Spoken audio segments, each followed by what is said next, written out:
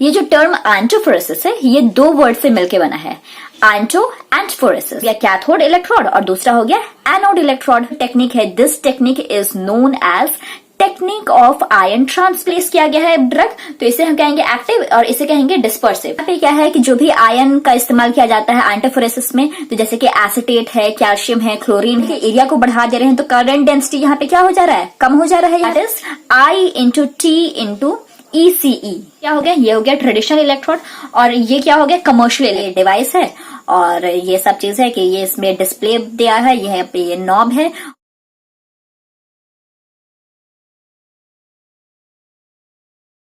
आयंटोफोरेसिस topic को हम फटाफट से पूरी तरीके से समराइज कर लेते हैं, तो आइए जाने। तो आयंटोफोरेसिस दो वर्ड से मिलकर बना है, एक है आयंटो और दूसरा है फोरेसिस। आयंटो का मतलब होता है आयन एंड फोरेसिस का मतलब होता है transfer through the skin.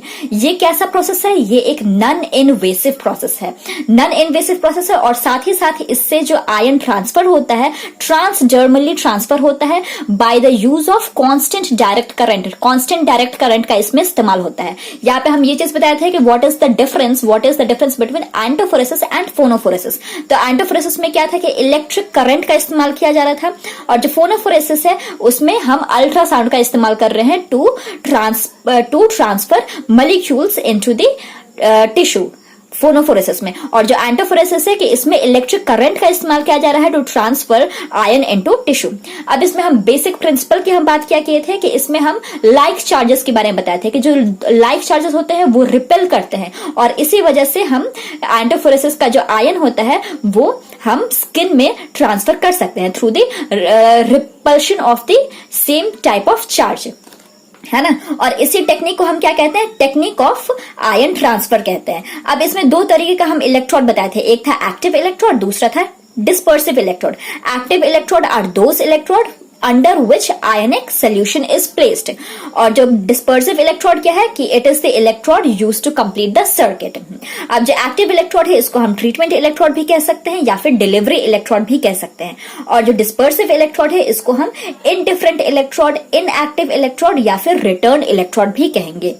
Further हम कुछ चार्ट के बारे में हम डिस्कस किए थे कि आयन, उसकी पोलैरिटी, उसका सोल्यूशन एंड किस मेडिकल पर्पस में इस्तेमाल होता है। फॉर एग्जांपल कि जो एसिटेट है, जो एसिटेट आयन है इसका पोलैरिटी नेगेटिव होता है, जो सोल्यूशन किस सोल्यूशन फॉर्म में होता है, एसिटिक एसिड के सोल्यूशन फॉर्म में होता है, और किस पर्पस में इस्तेमाल होता है, तो कैल्शियम डिपॉजिट अगर जहां हो जाता है तो उस डिपोजिशन को रिड्यूस करने में ये हेल्प करता है। फॉर एग्जाम्पल कि बहुत ही ये कॉमन सा एग्जाम्पल है डेक्सामेथासोन, फेमस एग्जाम्पल है। तो जो डेक्सामेथासोन है उसका क्या पोलैरिटी है, वो नेगेटिव पोलैरिटी है। ये किस कंडीशन में इसको इस्तेमाल किया जाता है, बर्साइटिस के कंडीशन में या फिर टेंडिनाइटिस के कंडीशन में, है ना। नेक्स्ट हम बात करते हैं कि मैक्सिमम सेफ करंट डेंसिटी के बारे में बताए थे कि मैक्सिमम सेफ करंट डेंसिटी में कैथोड का अलग था और एनोड का अलग था। तो कैथोड का क्या है 0.5 milli ampere per centimetre square, और जो एनोड है इसका 1 milli ampere per second, 1 milli ampere per centimetre square होता है। अब ये चीज हम यहाँ पे बताए थे कि जो कैथोड है, कैथोड जो होता है वो थोड़ा मोर इरिटेटिंग कॉज करता है in comparison to the positive electrode, that is anode. Next बात किए थे मैक्सिमम सेफ करंट इंटेंसिटी। तो मैक्सिमम सेफ करंट इंटेंसिटी क्या है, it is the product of maximum safe current density and surface area of electrode. तो इसका भी हम आपको क्या बताए थे, इसका हम फॉर्मूला बताए थे। नेक्स्ट हम बात किए थे डोजेस के बारे में कि डोजेस कैसे हम कैलकुलेट करेंगे, product of intensity and duration. और the most important is formula of iontophoresis. तो फॉर्मूला ऑफ आयंटोफोरेसिस क्या था कि I into T into ECE। I क्या होता है intensity of current, that is in ampere, T that is time in hour, and ECE का मतलब क्या है, electrochemical equivalence of substance. Further हम ये डिस्कस किए थे कि जो आयंटोफोरेसिस है इसमें दो तरह का इलेक्ट्रोड रहता है, एक होता है ट्रेडिशनल इलेक्ट्रोड, दूसरा होता है कमर्शियल इलेक्ट्रोड।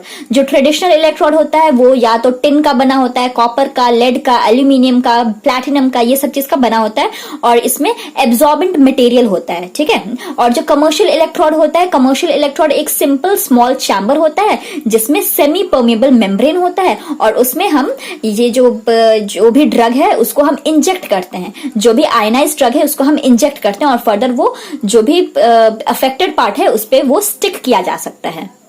नेक्स्ट बात किए थे कि what is the method of treatment. तो मेथड ऑफ ट्रीटमेंट में क्या था कि सबसे पहले जो स्किन है, स्किन को हम क्लीन करेंगे, इलेक्ट्रोड को हम अच्छे तरीके से प्लेस करेंगे स्किन के सरफेस पे। अगर जो आयन है, आयन दो फॉर्म में होगा, या तो ऑइंटमेंट के फॉर्म में होगा या तो सोल्यूशन के फॉर्म में होगा। अगर वो ऑइंटमेंट के फॉर्म में होगा तो वो स्किन के ऊपर सबसे पहले उसको हम रब करेंगे और उसके बाद जो इलेक्ट्रोड है, उसका जो एब्जॉर्बेंट मटेरियल है उसको हम कवर करेंगे। अगर जो आयन है वो सोल्यूशन फॉर्म में है तो हम क्या करेंगे कि सोल्यूशन फॉर्म में अगर रहेगा तो जो भी इलेक्ट्रोड है वो एब्जॉर्बेंट मटेरियल का होता है, तो एब्जॉर्बेंट मटेरियल का जो इलेक्ट्रोड होता है वो सोक कर लेगा आयनाइज्ड सोल्यूशन को। ठीक है, उसके बाद क्या है कि इसका जो इंटेंसिटी है, करंट का जो इंटेंसिटी है या फिर ड्यूरेशन ऑफ ट्रीटमेंट है, उसको हम रेगुलेट करते रहेंगे। हम ये चीज देखेंगे कहीं बर्निंग ना हो जाए, और अगर कहीं एरिथमा हो जाता है तो हम टैल्कम पाउडर का इस्तेमाल कर सकते हैं। नेक्स्ट हमने डिस्कस किया था कि इंडिकेशन ऑफ आयोंटोफोरेसिस। तो इंडिकेशन में क्या क्या बात किए थे कि ये पेन को रिलीफ करता है, कैल्शियम डिपॉजिट में हेल्प करता है, कैल्शियम डिपॉजिट को रिड्यूस करता है। कैसे रिड्यूस करता है? एसिटिक एसिड को ट्रांसफर करके कैल्शियम को डिपॉजिट को रिड्यूस करता है। देन फर्दर एडहेशन में हेल्प करता है, एडहेशन को रिजॉल्व करता है। फर्दर हाइपर हाइड्रोसिस मतलब कि एक्सेसिव स्वेटिंग को रिड्यूस करने में भी ये हेल्प करता है। या फिर एप्लीकेशन ऑफ एंटीबायोटिक को फर्दर हम ट्रांसडर्मली हम अप्लाई भी कर सकते हैं। एडिमा रिडक्शन में भी हेल्प करता है, न्यूरोजेनिक पेन में हेल्प करता है। कॉन्ट्राइंडिकेशन में क्या बताया था कि ओपन वुंड में हम ये जो एंटीफोरेसिस है ओपन वुंड में कॉन्ट्राइंडिकेटेड है, बर्न के कंडीशन में कॉन्ट्राइंडिकेटेड है, बोनी एरियाज में, इन्फेक्शन में, स्किन लीशन में, या फिर ड्राई स्केली स्किन में, ये सब में, या फिर लॉस ऑफ सेंसेशन अगर है तो उस कंडीशन में भी कॉन्ट्राइंडिकेटेड है।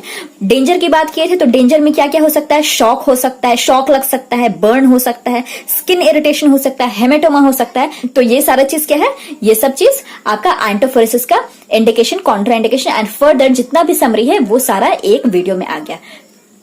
तो यहाँ पे पूरा आयोंटोफोरेसिस टॉपिक का जो समरी है वो कंप्लीट होता है। इसके जो भी हैंड रिटन नोट्स हैं वो आपको टेलीग्राम चैनल पे अवेलेबल हो जाएंगे। तो डिस्क्रिप्शन बॉक्स में उसका लिंक दिया हुआ है, आप वहां पे जाकर के डाउनलोड कर सकते हैं और पढ़ सकते हैं।